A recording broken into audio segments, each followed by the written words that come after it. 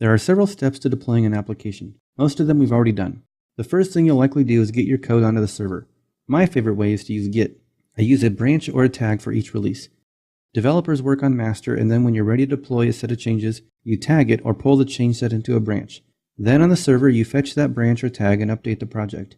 You can also use FTP, SFTP, or any other method you like to get your code onto the server. Each time you make change to the models, you're probably going to have a migration. Remember that migrations are stored in the application. Because it's common for several changes to be deployed at once, it's also common for there to be several migrations. Therefore, your deployment will require you to run the migrate command.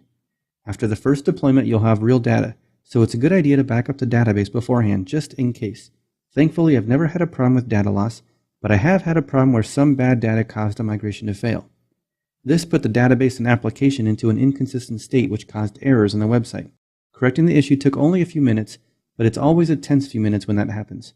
It's great to be able to just revert your changes and add a new step to your migration to deal with the problem. The number one thing you need to deal with regarding deployment is the settings.py file. Two common things you'll want to change are the debug values and your database connections. You could simply edit this file, but Django provides a better way. If you look in whiskey.py, you'll see that there is a line which sets an environment variable. By default, it uses blather.settings, which is the same file we're using in development mode.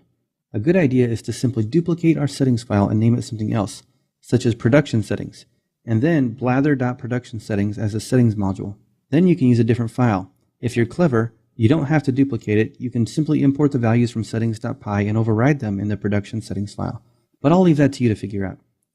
Your finished project will probably have some CSS files, images, fonts, and JavaScript files. In development mode, the Python server will serve those files for us. However, in production, you won't be using our handy Python development server. Instead, you need to tell your web server to serve those files directly. That can be done in Apache with an alias directive, for example. Django provides a handy command to collect all the static files into one place. That way you can use a single alias for your files. The Django command we'll use to do this is called collectStatic. However, before we can use it, we'll need to tell it where to put the static files. You can call it whatever you want, but I'll go into settings.py and add the line static root and put the full path to a folder in the project I call static files. Note that I put this file in the settings.py, not production settings.py. That's because I like to do this on my local computer before check-in. You may prefer to do it on the actual deployment server, in which case you can put it in production settings. Both work fine. Now I run manage.py collectStatic and I see a bunch of files go by. For me, that sets off a warning bell because I only expected one CSS file.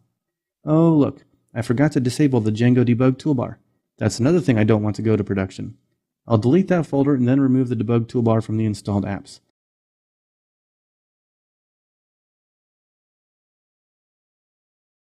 Now when I run, I see there is more than one file, but it's just the admin site files. We're good.